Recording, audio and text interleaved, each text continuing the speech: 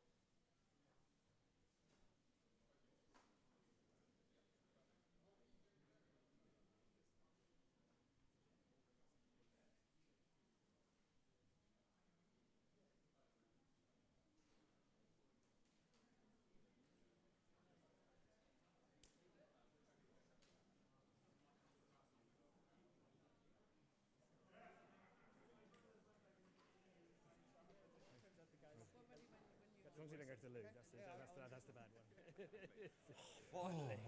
Is this on? Hello. Take your seats, please. We're getting ready for the next session, which is going to be navigating the roundabout, looking at paid, owned, and earned media and native advertising and all the things in between. Hopefully we'll get the right title up at the start. So I'm Dylan. I'm one of the organizers of Social Media Week, and I'm going to introduce this panel, and it's a mixed session. So we're going to start with a 20-minute presentation, which will give our great moderator a bit of a break, and then we'll call up a panel. So this session will probably run about an hour. And to start with our talk, we are graced with the presence of Matt Morrison from Starcom Media Vest. He is a media planning director. He's a social media god, and he's going to come and give a really good talk to set us up for the afternoon. So let's give a warm round of applause to Matt. Thank you very much.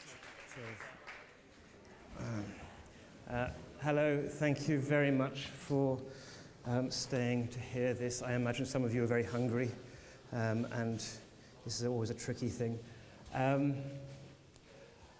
got about 40 slides and about 20 minutes, so you're going to miss some of this. Don't worry, I'll put it online somewhere, and you can follow it through. But I'd just like to start with the obvious slide, which is the big number slide. Everyone has to have a big number slide right at the beginning to say how important everything I'm about to say is. Can we take it as read? It's big. Social media is a big thing. It'd be very useful, because all these things tend to go out of date really, really fast. So if I gave you the stats from last week, I'd be out of date. So I'm going to try and tell a different story. A story about this is more of a story about people than numbers and what makes them tick. I'm sure you all know about the paido. It's a bit of a cliche, even here. But this is why Starcom are involved in social media. This is what we want to get out of it. Your mileage may vary, but we're quite interested in obviously sort of reducing the costs and increasing the efficiency of our media. We're interested in how we can drive traffic and search visibility and how we can collect more data about people. And on the earned side, we care about how we can use social cues to make things more relevant and more memorable. So I'm going to start there. I'm going to start on the relevant and memorable bit, because once we get through that, frankly, you don't need to listen to anything else I've got to say. But this bit's kind of important, because it turns out that we've been doing social media really weirdly wrong for a long time. What we've been doing is we've been, hold on, see if I can do this. We've been recruiting fans as fast as we can. Still get the question, how do we get more fans? And then here, we're doing this desperate thing of trying to engage our fans a bit. And then we get asked the question, what was the output? Did that work? What was the value of those fans? We started from the premise that we wanted fans. We started from this premise that fans have a value. And to get to the point at the end where somebody's asking me what's the value of those fans is kind of irritating. I want to step away from that, because I don't think this is what social is about at all. That's, at the very best, it's CRM. Because it turns out that social media is unsurprisingly about people, and how, in the absence of information, which is most of the time for most of us, we make our decisions by looking at the people around us and deciding what they're doing. And that's, most of the time, how this works. My mother, Ava, your mother's, everyone's mother, asked them the question, if your friends jumped off a bridge, why would you jump off too? And this is a foolish question, because the answer is obviously yes. Obviously you would jump, because there's probably either a very good reason they're doing it, or it's entirely safe. I mean, one or the other. I mean, this is absolutely a good way to make decisions. To the point that, and this is an Edelman sort of data, and I'm sorry for stealing Edelman data when Edelman's going to be on the panel. But when asked, who would you trust? If you heard information about a company from each person, how credible would that information be? Experts, still, nicely, thank God, at the top, and then a person like me. And a person like me is not a man off the street. It's not just anybody. A person like me is actually a very specific thing. I'm surrounded right now by people like me, people who are based in London, probably work in media or marketing, and are pretty well informed on this stuff. So actually, I would trust your opinions, I hope. And likewise, I hope you're trusting me right now. Because it turns out that, and I can't believe that somebody had to say this, this is Russell Davies, who is generally a brilliant guy, and he, about 2005, had to say this thing. It's shocking and shameful that it had to be said, but he did say it. He said, brands are not as important as the real people in our lives. Now, for most marketers, that is shocking. It's actually just sensible. Because, of course, and this is the other thing, this is Cialdini, who is, if you ever need to know about social media, he's kind of like the father of what we're talking about, how you persuade people. If you can get people who are similar to the person you're trying to persuade to speak on your behalf, it's a lot easier than if you're trying to hammer the message home yourself. What does a person who's similar to me mean? Well, here's the thing. We prefer to hang out with people like ourselves. It's a thing called homophily. It's very exciting. It's the birds of a feather flock together. That makes sense, yes. And we can make amazing predictions about strangers based on who their friends are, which is tremendously exciting. And there's a kind of flip side to this. There's a corollary. There's this thing. There's a feedback loop. So the more we hang out with people like ourselves, the more we unconsciously adopt their attitudes, the more we start becoming like them. So I start off by hanging out with people who share my views about things, about what's important in life, and gradually I become more and more like them. Don't know if do you all know the Milgram experience, the Milgram experiment, Stanley Milgram? There's a lovely one where he gets people to stand looking up in the sky like that. And if one person does it, a few people will come along, they'll also stand and look up, because there's got to be something up there.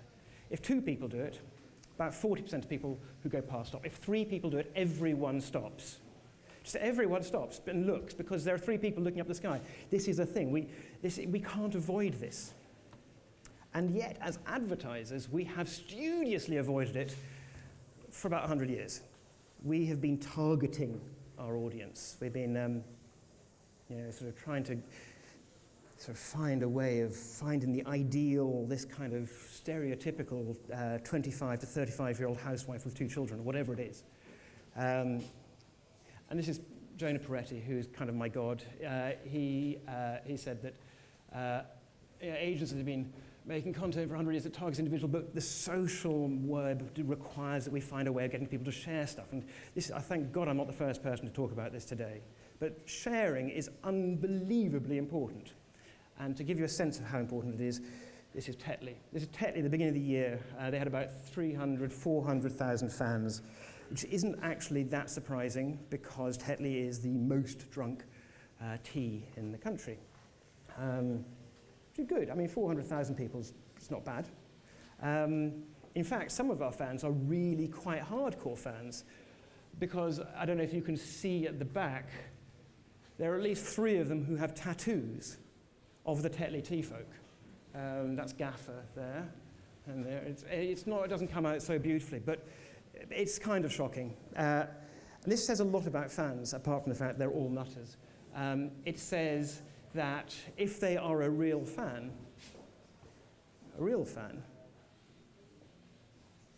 they're probably going to buy your product anyway. Plus, I've only really got 400,000 of them, and we need to sell a lot of units. Because in fact, we sell 75 million cups of tea a day. So this 400,000, or in fact, really, when it comes down to the people who I'm really trying to reach, which is this basically 200,000 women who are 25 to 44, who do the shopping for those nutters with the tattoos. They're not going to drink. I can't really increase the amount of sales of Tetley I'm selling by talking to people who A, love me, and B, there's only 200,000 of them. So what the hell are the fans for? And this is our answer. That's their friends. They've got 7 million friends who are our target audience, who are not connected to Tetley particularly, but whose friends are connected to Tetley. These are our first degree audience. In fact, that is about 85% of all the UK women in the target. I really can't do much with these people, but these people here, that's an audience for us.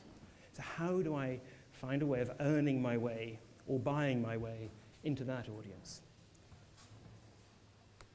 So this comes down to these two sort of schematic slides. If I am a brand talking in social channels, whatever a social channel is, to a fan, that's not social media marketing. That's just CRM. It's email for the modern world. What's social is when a fan talks about the brand to their friend. That would be ideal. It's kind of like an advocacy thing. That's kind of the ideal scenario. Or where we can use our fans as a channel to reach their friend in some way, or to improve our advertising. So what you need your guys to be doing, what we are trying to do all the time, we're not ignoring this paid side. The reality is that Facebook is not in the business of giving us stuff for free. It gives us a certain amount of stuff for free to keep coming back, and that's great. Twitter, none of them. This is not all about the earned media. It's mostly, for most of these people, about the paid media. What we're trying to do is increase the ratio of earned to paid, very straightforward. And within that, increasing that ratio, we don't really particularly want to talk to our fans much more because we're assuming they're buying our stuff already. What we want to do is increase word of mouth, friend-to-fan targeting, whatever you want to call it, viral. That's the reach we're trying to increase. So everything we do comes down to sort of this. This is our response. It's good enough. We're getting there. We're sort of pushing it as hard as we can. Everything is about sort of inviting your friends, or telling your friends, or sharing this with your friends. And this is our brilliant response so far. One of our best responses has been recreating effectively Farmville, but with tea. Not quite, but nonetheless. We learn from Farmville because if you don't learn from that. So that's a lot of that's the theory. From now on, it's all practical, very, very practical, and probably perhaps too practical for some of you, but I hope you stay with me. Obviously, the relationship between paid and earned media is, for our company, the biggest advantage that we have, and it's very exciting because we can use what we do to scale stuff fairly predictably to reach large audiences with these exciting messages. And here's, that's come out horribly, sorry. Let's pretend we're in the 80s and we've gone back to fairly blocky graphics, but What we've got here is a post from Coca-Cola. Do you remember the polar bears? Very lovely piece of content. They post it on their wall, and a few people start liking it, and they start engaging with that content, and yeah, it kind of works for them. And that, for various reasons, increases the organic reach of that post, which is good. But it also, for us, which is very exciting, reduces the price that we pay to promote it, because Facebook seems to use this as a kind of a quality score. Facebook is keen that the advertising in your newsfeed should be engaging. Why are they keen? Well, if the more engaging it is, the less it looks like advertising, the more of it they can put into your feed. So they are obviously hoping that we could make our advertising look more like the content that you want to see, because then they can increase their page yield. Fair enough. Google does the same. They have a quality score for their AdWords. It's an easy, useful trigger to be using. The other thing is, of course, now that actually when it comes into my newsfeed, this story, when it actually when I actually see it, I'm seeing it because I'm not a fan of Coke, but Jodie is. And Jodie has, they've used Jodie to target me. And so when I see this story, first of all, I'm not a fan of Coke, but I've seen the story, and it's a great piece of content. It's not a story about Coca-Cola when I see it. It's a story about Jodie. And that makes it relevant because I'm on social media in the first place, because I want to see what my friends are doing. And it makes it more native. We'll come to sort of talk about native on the panel, but what that means is it looks exactly like all the other content in the stream. And so, again, the more native it seems, the more that Facebook can increase that yield by increasing the number of ads in my feed, in my stream. It also means that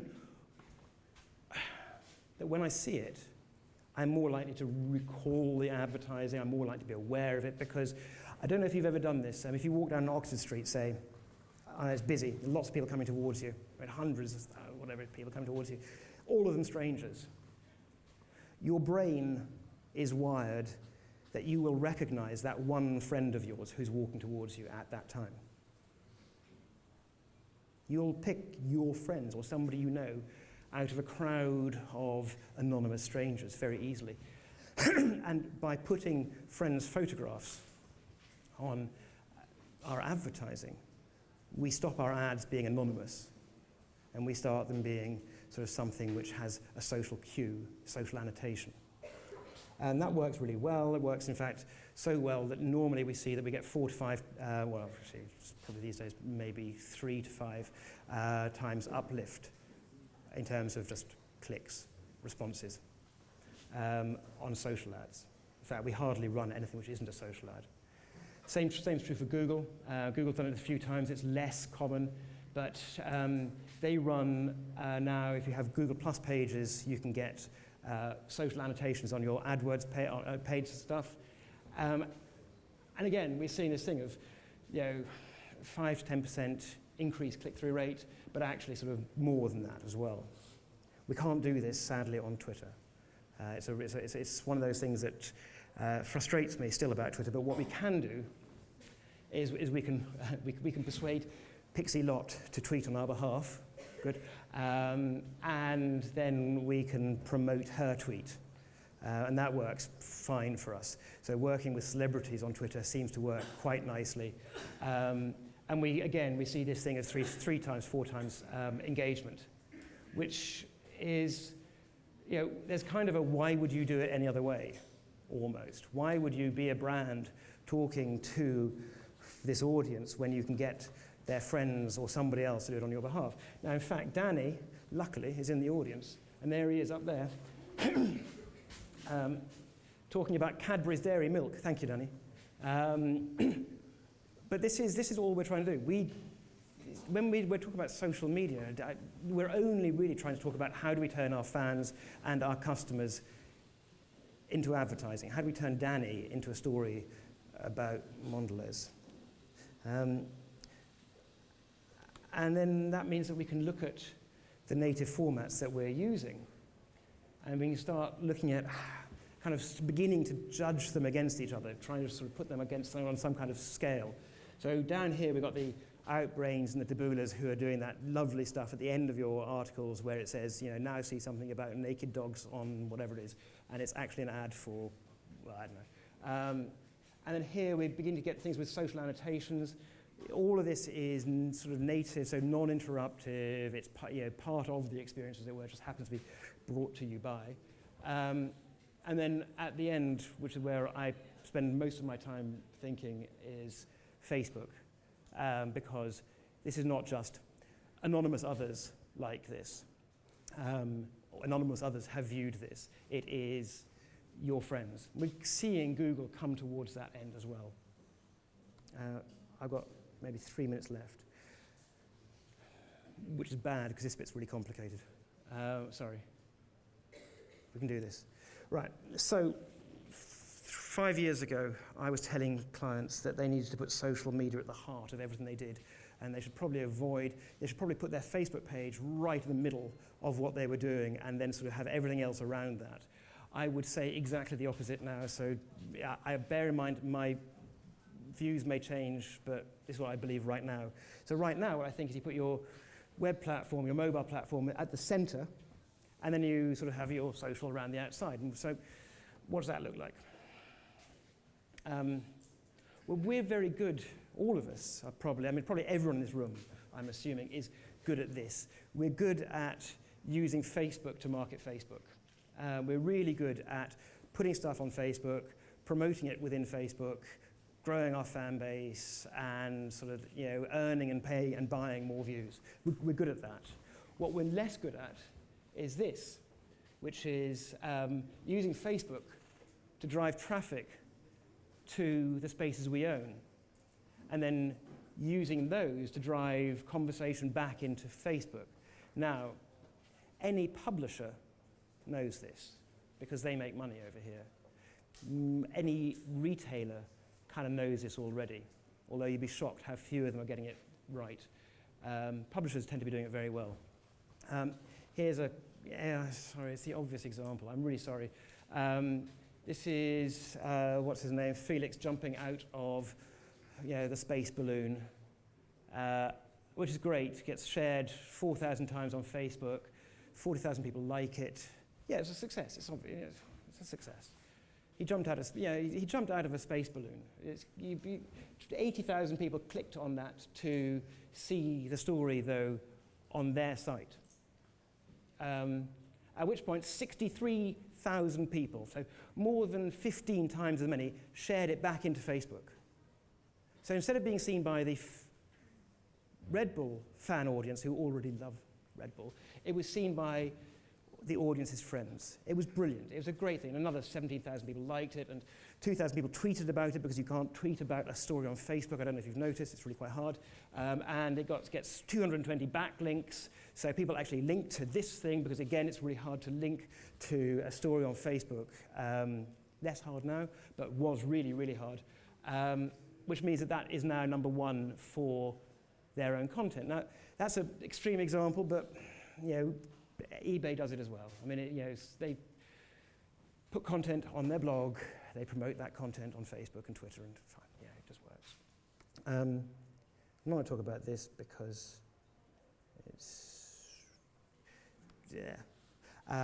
we'll talk about this. This is, I can't show you any of our data, but this is lovely, thank God. Mixcloud put this out on a deck they've done, so I've nicked it from their deck. What you see here is the Facebook reporting for a well-integrated website. So Mixcloud's got this thing here where they've served 4 million pages with like buttons on them. So they're 4 million pages from their site, but all their pages are tagged up with like buttons. So they've had 4 million impressions of the like button. And 23,000 people, sorry, it's so small, but I'll make it available. 23,000 people have clicked like. 23,000 people like the content sufficiently that they click like, at which point those stories go into Facebook and become a story about what your friend has liked on Facebook. It's kind of shared content. Those lead to 7.5 million impressions of those stories.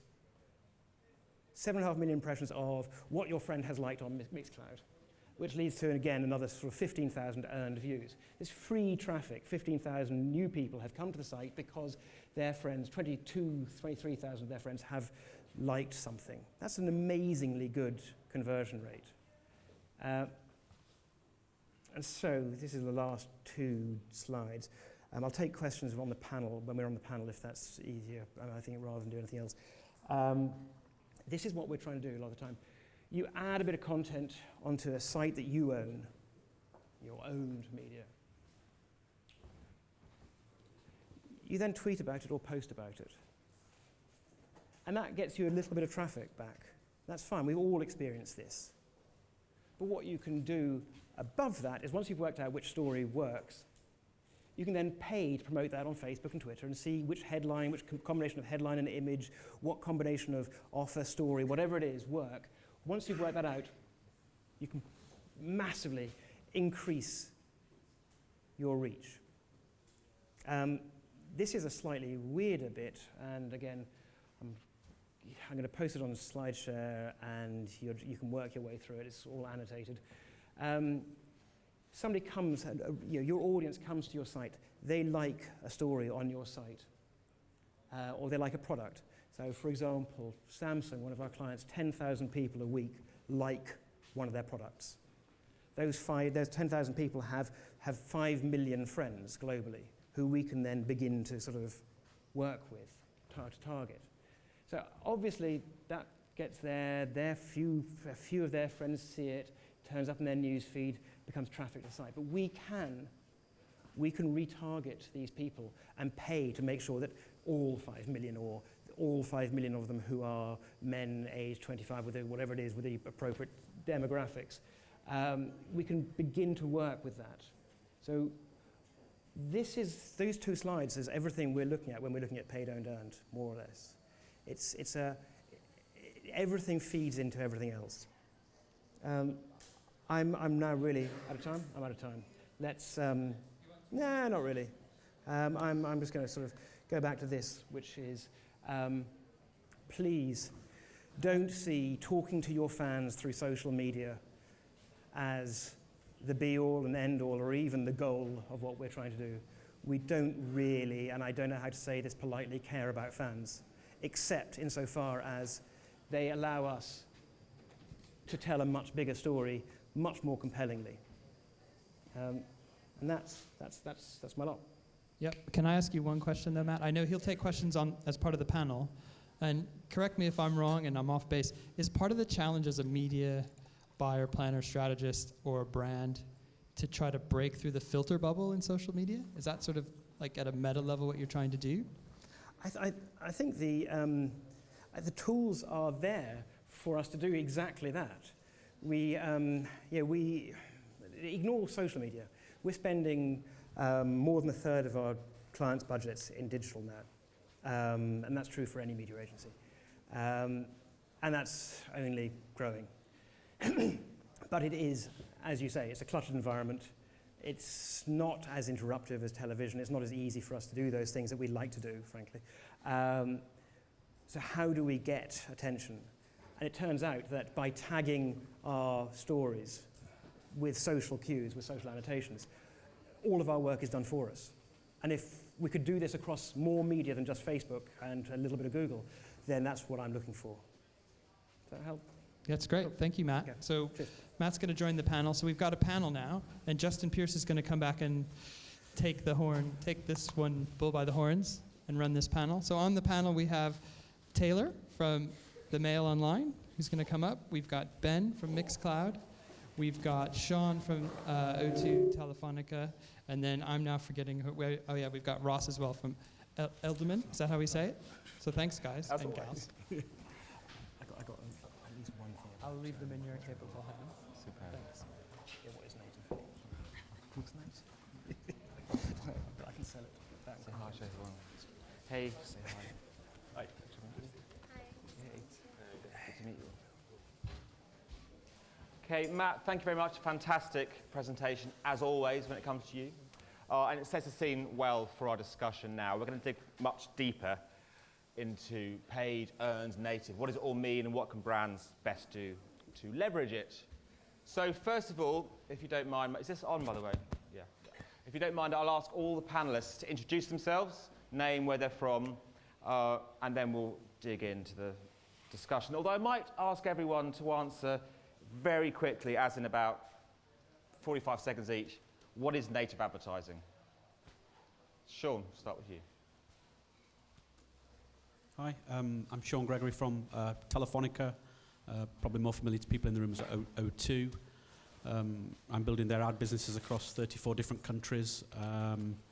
Native, I'm sort of so confused because I asked 5 people in my team before I came out and I got 5 different answers, so I think that probably answers your question. But for my part, it's a digital advertorial basically, in simple terms. So something that we saw emerge maybe 20 years ago that's just turned digital.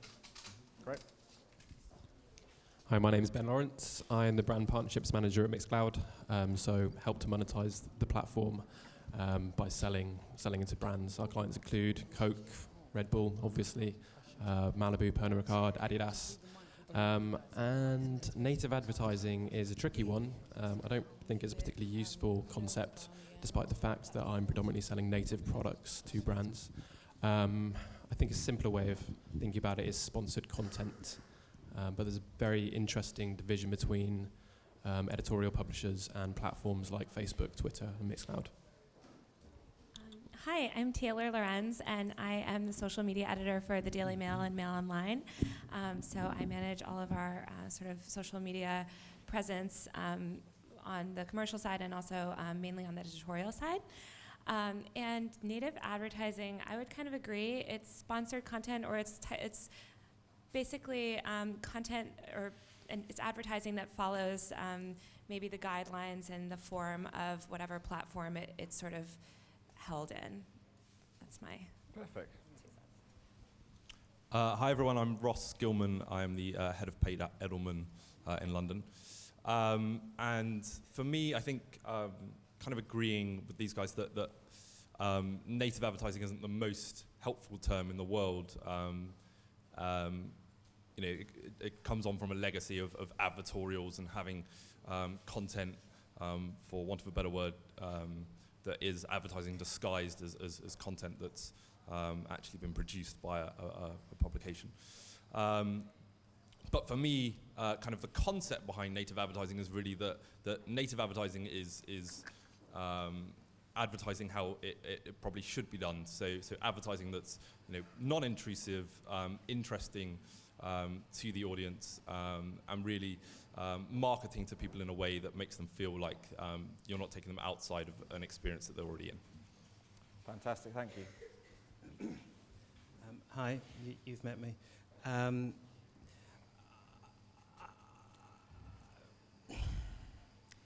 going to just give a list of things that I think are native, because I kind of agree with everything. I think Ross was very good on what he said. But I'm going to say product placement in movies or TV is native. Sponsored tweets are native. AdWords are native. Facebook promoted posts are native. Anything where it is part of the experience, that's native.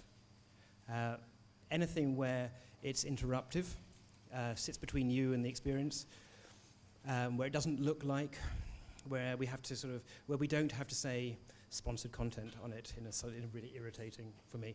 Obviously, I'd love to get rid of that. Or hash ad, which is even worse. But it's part of the experience, that's all.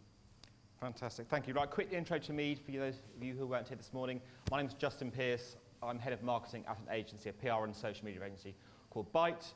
Before that, I only joined about a year ago. I was a journalist for 17 years, and I was editor of New Media Age for a long time. And I also sit on the board of BMO, which is the British Interactive Media Association. So, as I say, we're going to dig into what earned, paid social media means, and this idea of native. I wouldn't mind starting off reading out some stats which came out last week, I think, from Nielsen. It's their Global Trust in Advertising survey, looking at trust in advertising generally. The top 4 most trusted forms of advertising by consumers were Recommendations from people I know, 84%. Branded websites, 69%. Consumer opinions online, 68%. And editorial content on owned websites, 67%. Ads on social networks were 48%. Now, I just think for me it's interesting to see that the owned content, brands' own websites, is such a high level of trust, and it's grown 10% year on year. Now, I can think back 6 years ago, and brands weren't trusted online, and social media came along and gave all this trust. Now, what does this say about consumer behaviour online if growth in brand websites, trust has gone up? Is that down to social media having an effect and people trusting online content generally more?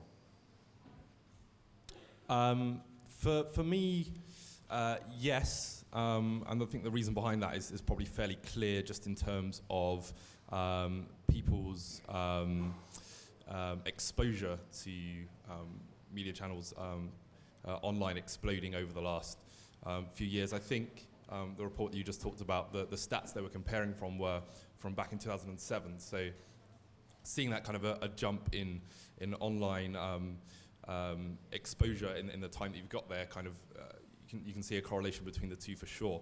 And I think another thing that was really interesting from that report is actually how a lot of this trust was actually being driven by emerging markets. And again, since 2007, a lot of these places have come online. They've become very mobile very quickly.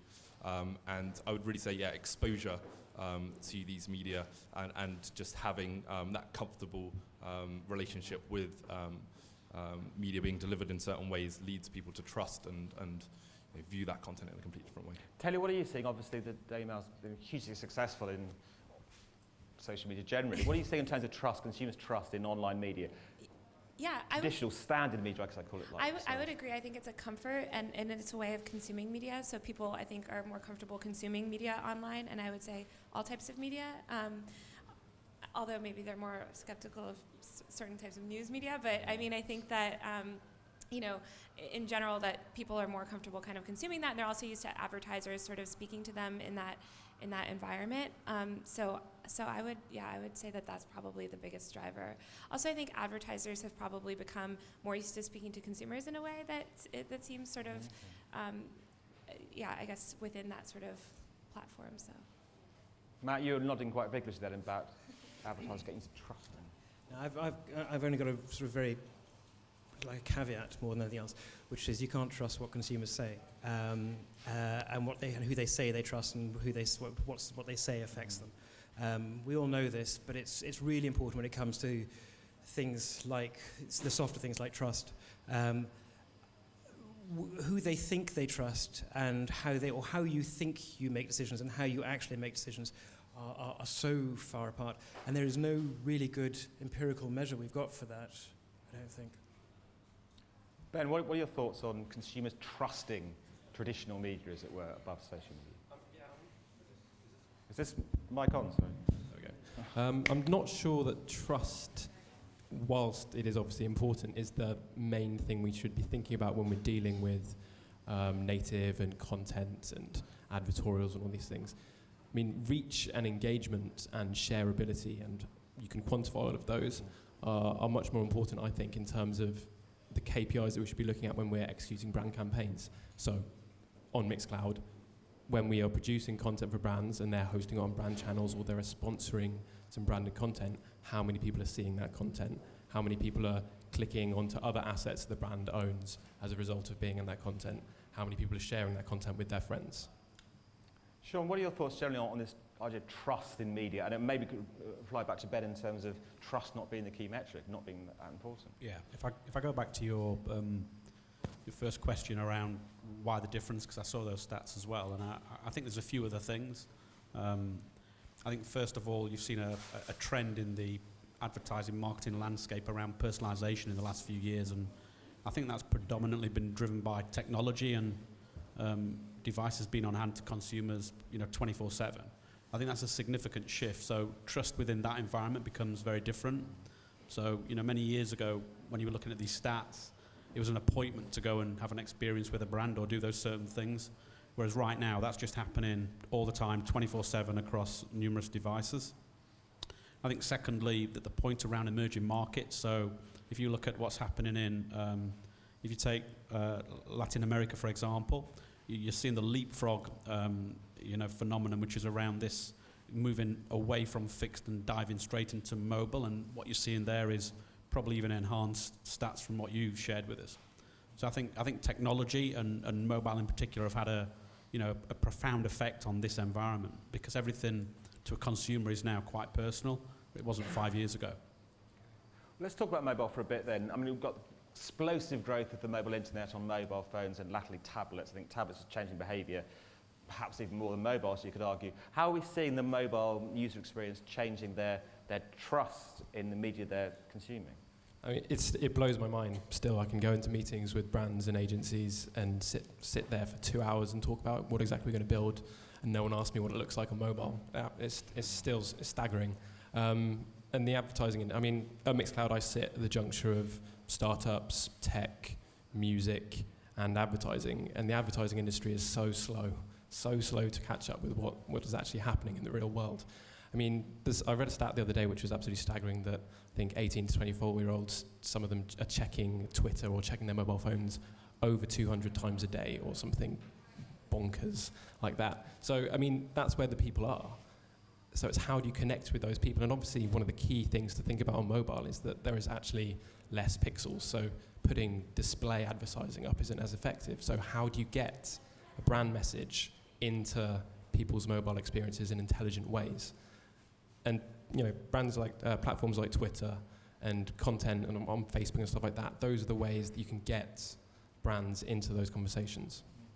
Tell you the same question. What are you seeing the growth of mobile tablets, call it what you will, effect on consumers' trust on media, earned or owned media? Yeah, well, I mean, mobile is obviously huge. I mean, it's exploding. We have our mobile traffic just keeps going up and up. Obviously, like everyone's growing so much, and I think that you made the correct point in that there's not a lot of space there for banner ads or interstitials or things like that, and people. I think people are more apt to consume native advertising on mobile because it is more seamless and because it's sort of how they're already used to sort of consuming content. And also it goes along with, I think that social and mobile are very tied, and so the way that people consume most content via social media is on mobile. So I think they're very tied. Mm-hmm. Same question, Ross. What are you seeing of the impact of the mobile platform in general? I think everybody would be in agreement that mobile is a much more personal channel than anything else we've been able to advertise on before. And for that reason, you've really got to make sure, outside of kind of a social context, as Matt was alluding to in his presentation, from going from this advertising to the individual to advertising to the many, I think outside of social channels, when you're looking at different platforms on mobile, you really do have to go very back to targeting the individual, because it's such a personal experience. And the kind of opportunities you get to find less pixels, but when you do get opportunities, it's often all of the pixels on the screen. So the opportunities to be had there in terms of getting brand messaging across and getting people to actually take action after viewing advertising are huge. So is this not come to you, Matt, in terms of this, it's personalised, you can take over the screen, there's not much real estate. So does this mean that earned media is therefore much more powerful on mobile because people trust the platform more potentially? I don't know. I think earned media is always more powerful, and that just goes without saying. The problems historically has been how we scale it. I think we have those opportunities now. I think the mobile question is probably more germane to the idea of native. Ben's already sort of said it. Actually, everyone's more or less said it. I don't know how many of you have heard about the year of mobile. Are any of you old enough to remember the year of mobile? Many years of mobile. Yeah, exactly. That's what I mean, exactly. We kept waiting for this year of mobile to happen. And what it was going to be was this thing where we're going to have TV advertising and banner advertising on mobile, and that was going to be the big thing. Of course, it turned out that wasn't what we were doing at all. It turns out that we have all the mobile advertising units we need. It's just that they're all native. They're all Facebook posts, and they're all Twitter ads. That's the mobile's been more a driver of this than anything else. It's been huge. Mm-hmm. Let's dig back into what native advertising means. I mean, several you mentioned it's just advertorial. You know, I was a journalist for a long time. It's just advertorial, isn't it? You know, and again, with the digital industry in general, loves putting labels on stuff, and I don't know whether that's helpful. I don't think it always is. Native is the latest buzz phrase in advertising. But what does it mean? And bear in mind that this can often confuse as well as attract clients who are all trying to get to advertise more online generally. So who wants to take a stab at what native means, and do we need another label? I think there's two things going on, and it's driven not necessarily by the advertising industry, but by the platforms and the editorial and the publications that are driving the innovation in native. So you have platforms like Google, like Facebook, like Twitter, who don't necessarily want to serve traditional display advertising on their properties, but they want to make money.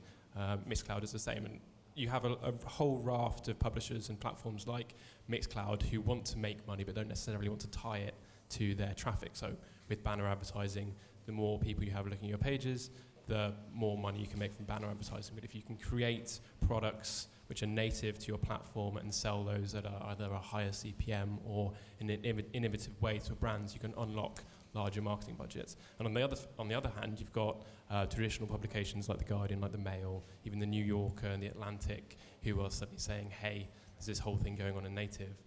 We can start reproducing this traditional format of advertorial. And I don't know what your take on the difference between advertorial and native on a traditional publisher side, but to me they look quite similar.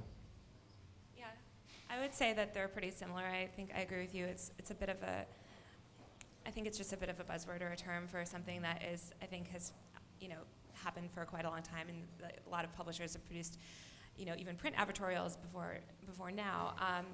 But I do think that, I don't think it's a new concept, but I do think that publishers, whereas maybe they may have not had sort of print advertorials before, are opening up to the idea of native and sponsored content.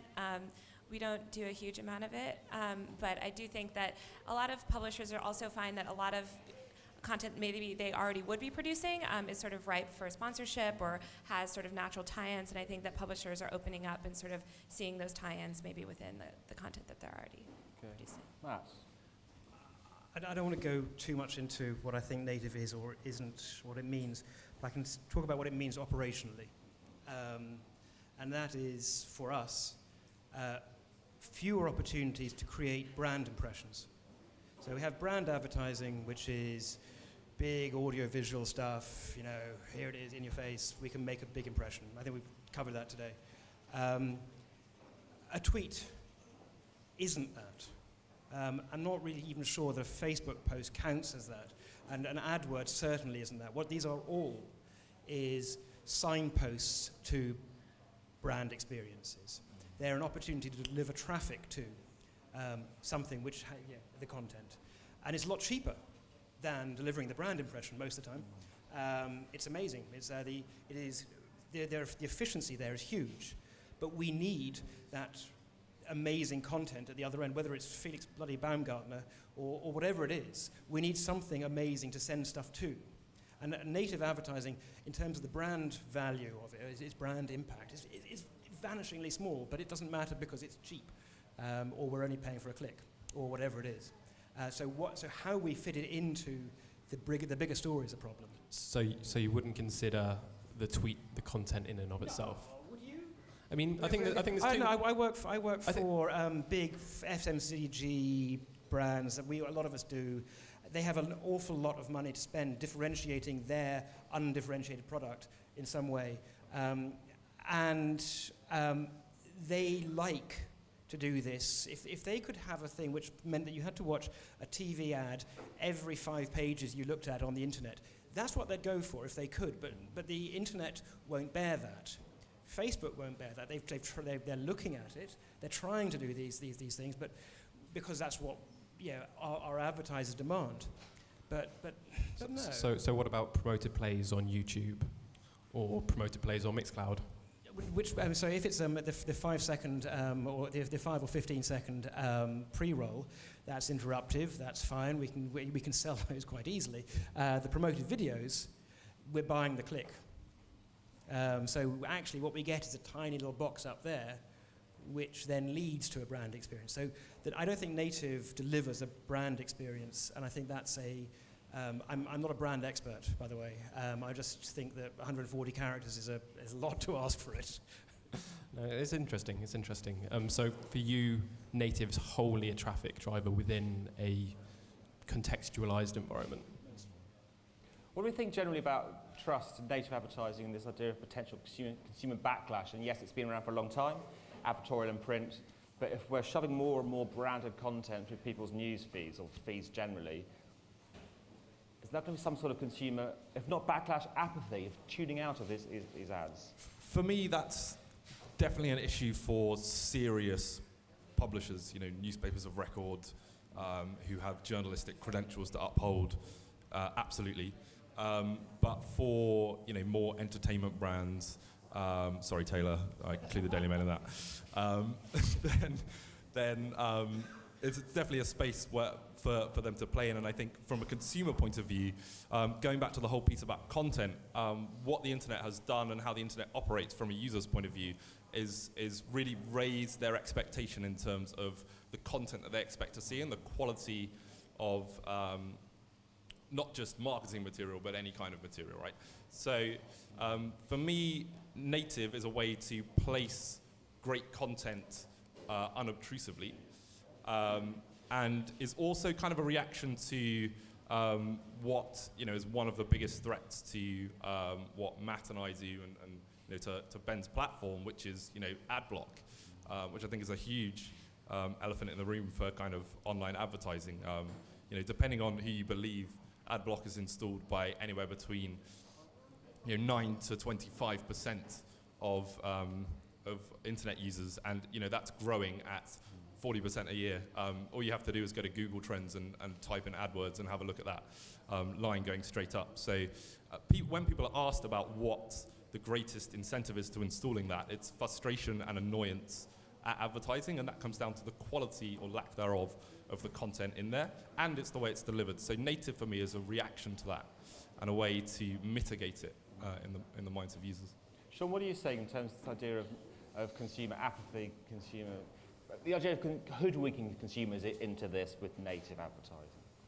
Yeah, I think it's a real danger. So you've already heard, native described in 5 different versions, and AdWords in, AdWords out, and lots of mini debates. But I think for me, if you think about the 3 words that were described at the beginning, which is non-intrusive, interesting, and experience, and I think if you deliver on it in that way, alongside other forms of media, so if you think about the wheel that was presented on the right-hand side of that slide, then I think it can work. I think there's a real danger with consumers. I think that danger exists right now, because I think if you look at some of the opportunities out there, I think there's a balance between them being generated and driven just for driving cash versus what consumers are really interested in. I think that's the point. And the differentiation for me is around, I think you've got platforms in the market, and then you've got publishers in the market, which is about content, and I think that's where you've got to try and think about it in my mind. For platforms, we only have a limited window to implement it properly. So we need to work with brands to create content which our users will find interesting. Because if we start putting rubbish content, spamming it all over people's news feeds and saying, hey, listen to this, it's great, or listen to that, it's great, and it's really not when you get there, then people will lose trust in those formats, which will mean less people click on them, which means it's the same thing that's going on with display advertising, which means CPMs go through the floor, and it's bad news for everybody. So as a tech industry and as an advertising industry, we need to look at the data, we need to look at what people are actually clicking on when they're in these environments, and then create messages and content which is appropriate to that. Yeah, I agree with that. Just to say, I was about to ask, come to you, Taylor. First, I'll preface before I come to you with the New York Times quoted as an article recently. They quoted someone very clever, saying that native advertising was destructive for publishers that hosted it. Do you think it's destructive? I don't think it's destructive. I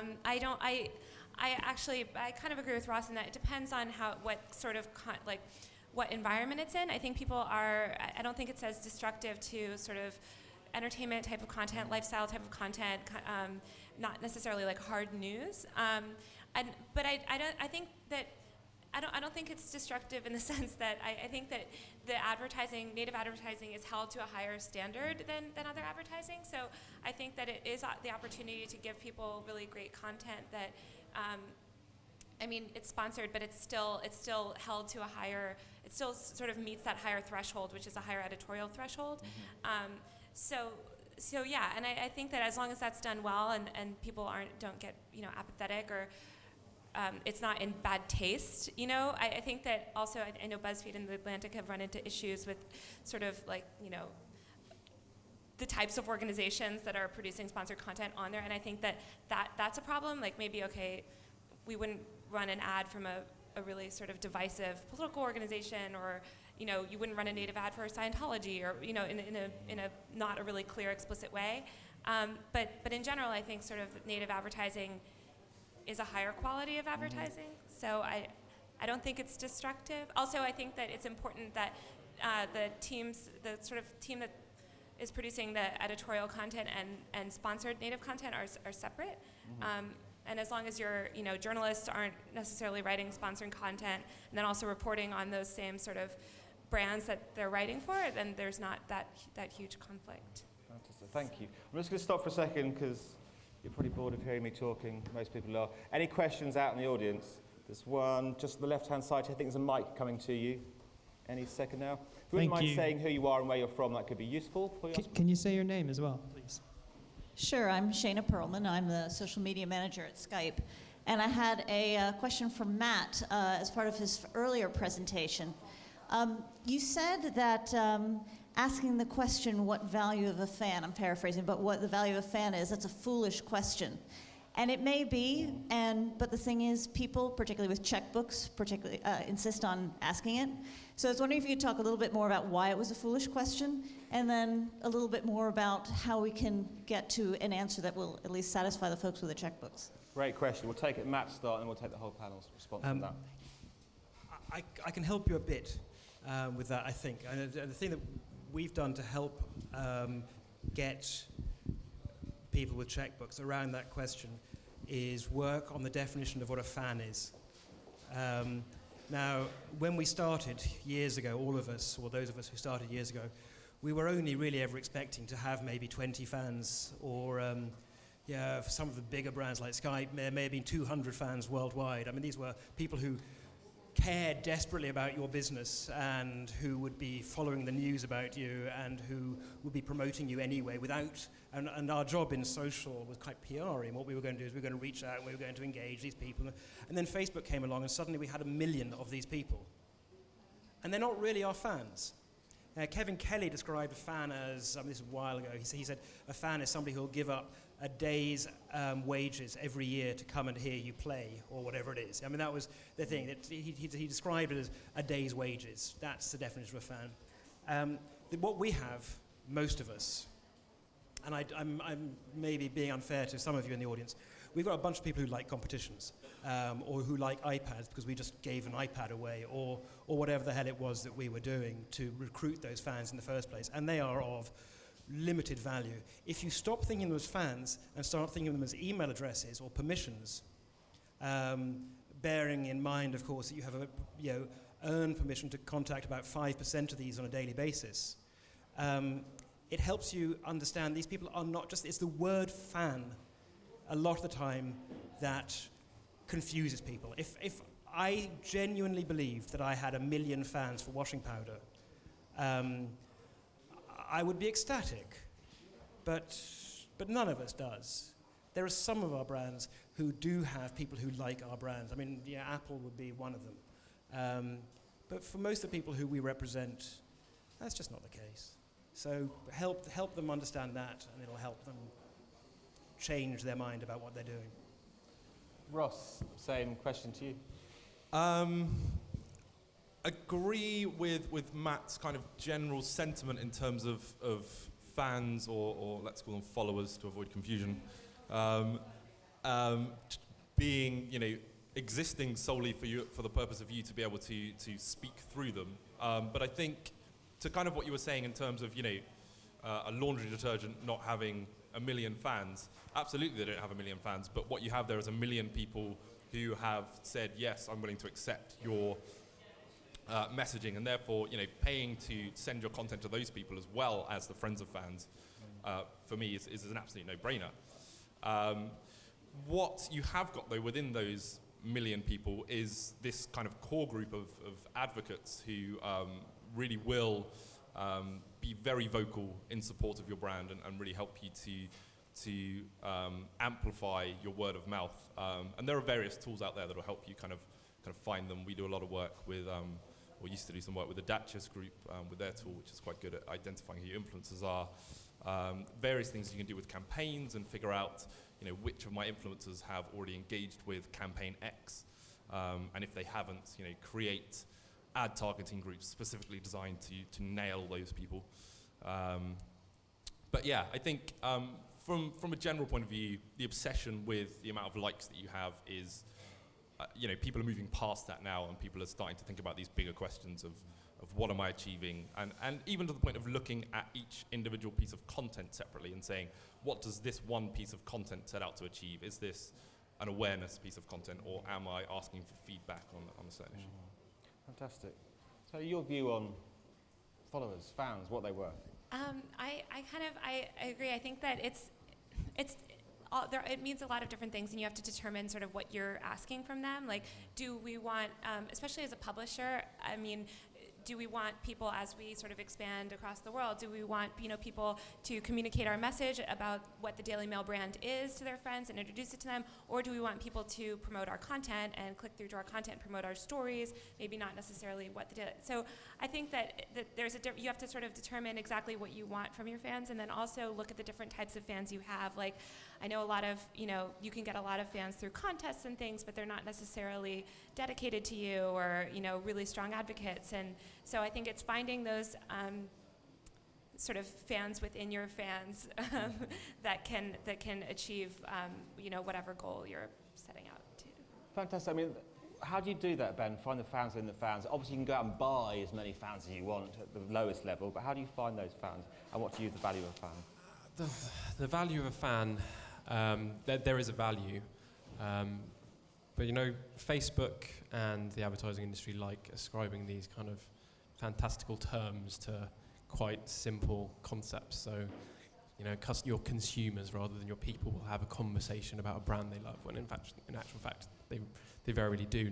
Brand narratives and all this kind of stuff. I mean, I find it slightly strange, to be honest, as a relative newcomer to the industry.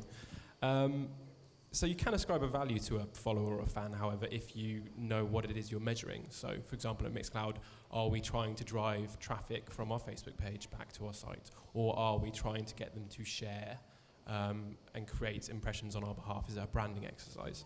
So if we assign an experiment, as we would do on the platform, and measure that experiment based on the numbers that Facebook gives us back on the third-party tools that we use, then we can say whether it's been a success and assign some form of value.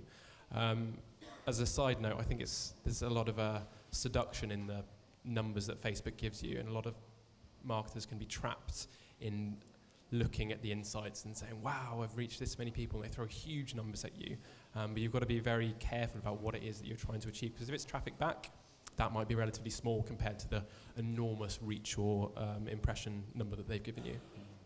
Sean, to you, and especially it's interesting because obviously a mobile operator has a huge amount of personal information about customers. You know much more about your customers often than, for instance, a soap brand would.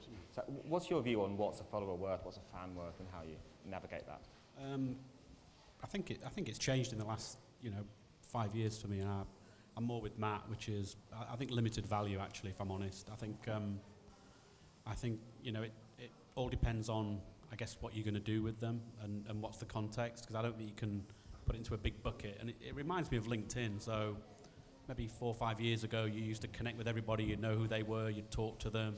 there's a real glue between you and the other individual, and now everybody just keeps pressing connect, right? And I can't even tell you who I connected to in the last 24 hours. And I think it's a similar phenomenon that we need to be careful of.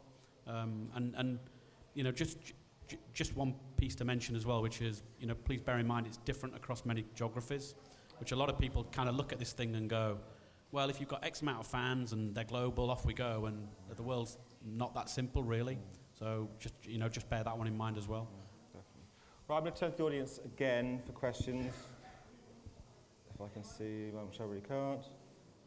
I'll keep asking questions forever and ever and ever unless you do. That's fine. What's time now? 8 more minutes. Oh, yeah, okay. Well, one thing I want to talk about is, I mean, this is about earned media, paid media, owned media. Now, paid media, obviously, for a long time in social media, there's this idea, and someone mentioned it on this panel in passing, that social was free. That's why it's great. It's free, yeah? Just go and do it free. But what role does paid have in this environment of owned and earned? Because if owned is free and earned is free-ish, where does paid come in? And we haven't got time to go into details, but do you think people are forgetting the importance of paid media when they're developing their social and earned media strategies? For me, coming at it from sort of a more of a PR social background, obviously we're not particularly in the business of creating paid media for paid content for paid's sake. So for us, kind of paid is really a tool to amplify earned, which is the business that we're in. Great. Matt? I think there are these two things we're struggling with ourselves, and I think that we'd probably find the same struggles all the way down this panel. Are we amplifying or are we seeding? So there's ways of using paid media, for example, buying StumbleUpon, things like that, which will get us out there and hope we can sit there and hope that that's going to go wild. We give it a slightly better start in life, or we can amplify, and we can use our earned audiences to fine-tune our message and then amplify the stuff that works. And I think it's are we seeding or are we fertilizing? That's probably my. Taylor, Ben, anyone can jump in on the idea of paid? I agree. I think that's a good analogy. I think that it's important to sort of determine what you want, like whether you're trying to amplify your message, that it's already sort of successful and you just want to get it to a broader audience, or whether you're trying to seed the content or seed the message. But I think that they go hand in hand. Like, I think that earned media can be supported by paid very successfully and help it grow. I think it's oft repeated, but worth mentioning again that a lot of brands think that they've built something cool and a lot of people will find it naturally and it'll go really, really viral and they'll get loads and loads of earned media. Whereas the reality is everything needs a little push. And as the only platform on the panel, I can definitely vouch for the greatness of paid media, because otherwise I wouldn't have a job, because brands need to pay us. Yeah, I think, look, pretty much what people have said. I think the one thing to think about is the data that sits behind it. So people tend to think about these things in different ways in terms of one to use the other in terms of, you know, amplification and everything else. But I think ultimately you need some pretty intelligent systems that sit behind it from a targeting data perspective, which I think is just going to, again, just accelerate in the next few years. I think that's the bit that you need to use to make sure that what you're doing does work together. Because there's nothing worse for a consumer than actually these bits don't work together and it's telling me different things. So, you know, and that's where data is going to start to play a more significant role. Great. Let me just look for the audience for any more questions. We're sort of standing near the end of time. Get your last chance almost to ask questions. Good, back to me. Okay, one thing I wouldn't mind focusing on, it's not the elephant in the room, but it's a problem for a lot of people in this space, is the fact that Google's cracking down more and more in this area. You know, we've seen it with their Penguin update and Panda update. They really want content to be great and us all to be driving people to great content. We've seen Matt Cutts, who is a very vocal and very important person at Google, talking about how they're potentially going to clamp down on, inverted commas, native advertising. And this is people sort of sidestepping the rules, as it were. But what do you see as, you know, platform yourself, as a brand, as agencies? How are you making sure that people aren't abusing these rules and get caught out by Google, which can have obviously a massive impact on the business? Or is this not an issue at all, do you think? Ross? For me, if content's not great in the first place, why are you paying to get people to see it? I think that's the first step really in any kind of paid strategy is making sure that the content that you're paying to push out is worth it. And Google's right to be clamping down on content that's not worthy of attention. Obviously, they probably have some vested interest in doing so too, as this kind of advertising that we've been talking about is 100% a discovery channel for people to come across content, and that's exactly the game that Google plays in. But that's really playing devil's advocate and kind of picking holes in Google's strategy there. But they're entirely right to want to promote the best content that is out there, and that should be your attitude as a brand as well. Ben? I mean, the strategy was with Google and Facebook, and probably still is let loads of brands use it for a very long time without really monetizing them, show them the value of the platform, show them the amazing numbers and reach they can get, and they can go to their bosses and be like, I've got 1 million fans on Facebook or whatever, and then slowly turn off the tap and give you less for free, and then you have to start paying to reach these people. I mean, it's simple. I mean, look at Facebook as a massive company with a huge amount of employees to pay the wages for. So of course they'll be doing this. As regards Mixcloud, we maintain the quality of the content by because we're a lot smaller, we can be a lot more hands-on, so we can manage all of our clients directly and work with them to produce the content and vet all the content that's being uploaded and shared. So we are ensuring that it's great content that way. Sean, have you seen any issues with this? I mean, clients, your own brand in terms of, because Google's even talked about infographics and making sure that every link's policed where it links off to. So it's getting more granular, the sort of attention from Google. What have you seen in this area? I think it's a good thing. So, good for Google. I think anything that is going to enhance any form of advertising, whatever it be, and enhance the consumer experience, then I think it's a good thing. So for me, first step in a number of steps that you'll probably see. I don't think it's the first thing. So really, what's next then? I'm not for me to say so, but I think there'll be more of it. And I think it's reminiscent of, you talked about the year of mobile earlier, and fortunately I was one of those people at the beginning. And it's very similar, which is, if you look at mobile advertising and you think about this area, the majority of mobile advertising, I would say at least 2/3, is shocking. I would say maybe 80% of it is actually blind. And, and I think it takes something in the market to change things. I think Google is that first step. You'll probably see it within mobile advertising as well at some point. So I think it's a good thing. Excellent. So you think more regulation is good, just to make the market more... No, I didn't say more regulation. I said I think this is a good thing. Good step in the right direction. Got it, okay. Yeah. Sure. Taylor, the same sort of question to you. I would actually agree that it's a good thing. I mean, that they are holding the content to a higher standard. So I agree that it's a good thing. It helps prevent sort of apathy from a reader perspective, and that you're not being served content that doesn't meet sort of the higher standard that Google sort of sets for it. So I would say it's a good thing. And sort of what he was saying too about the fact that it's up to also the publisher to make sure that the content on the site is quality content, and that is, for instance, any kind of sponsored content on Mail Online should meet the high bar that we set for the rest of the content on our site, that it's interesting and it's engaging, and people want to read it. So it's good. Okay, and by the way, I meant regulation in a general sense, not that Google is the law, which people think it is. I'd also, so Matt, lend on you on that thing. Anything to add? Okay, good, fine. So I'll turn one last time for questions.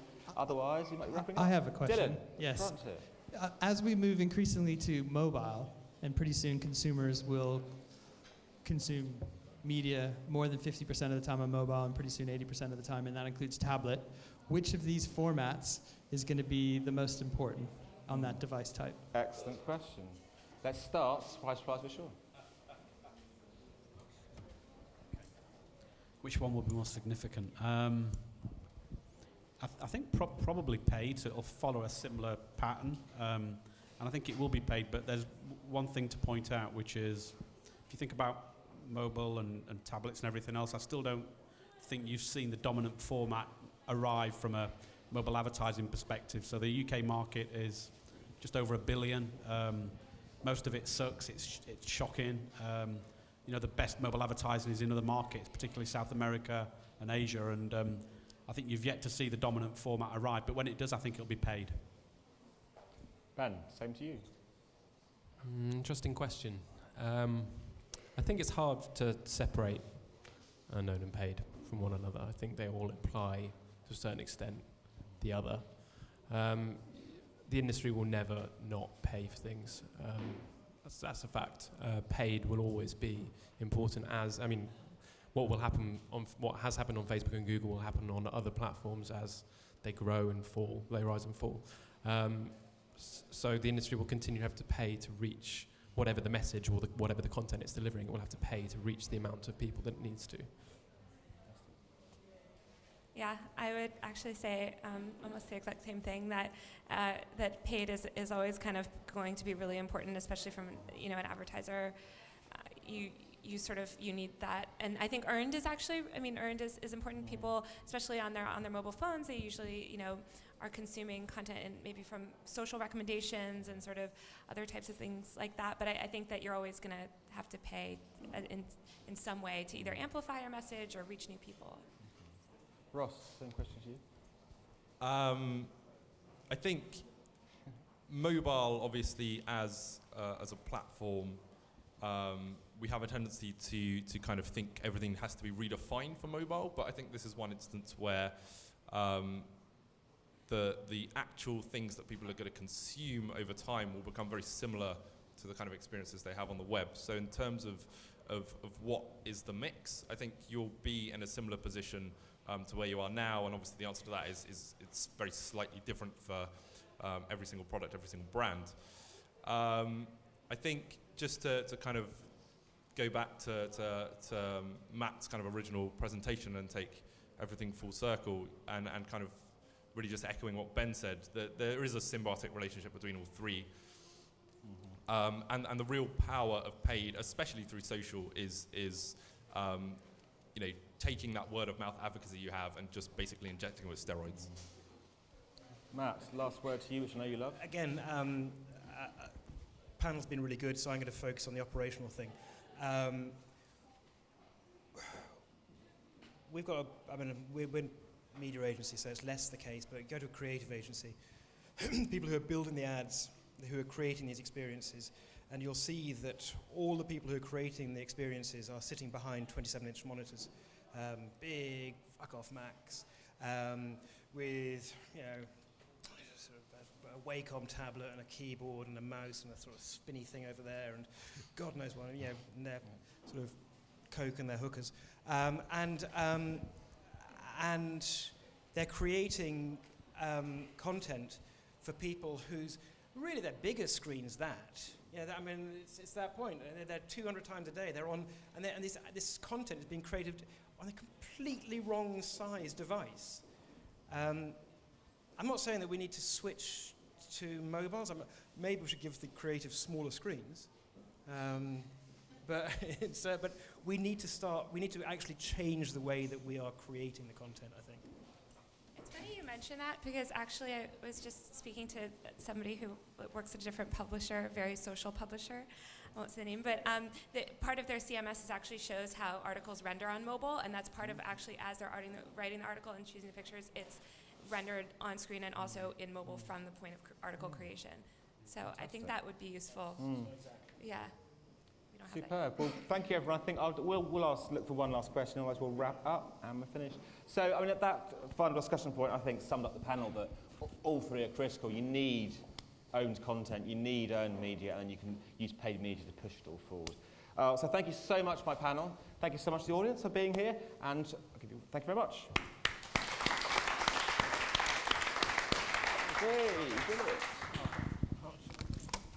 There's a break now until 3 o'clock, but do come back at 3 o'clock. You got 40 minutes to go and eat, have a drink, have a coffee. The panel at 3 o'clock is all about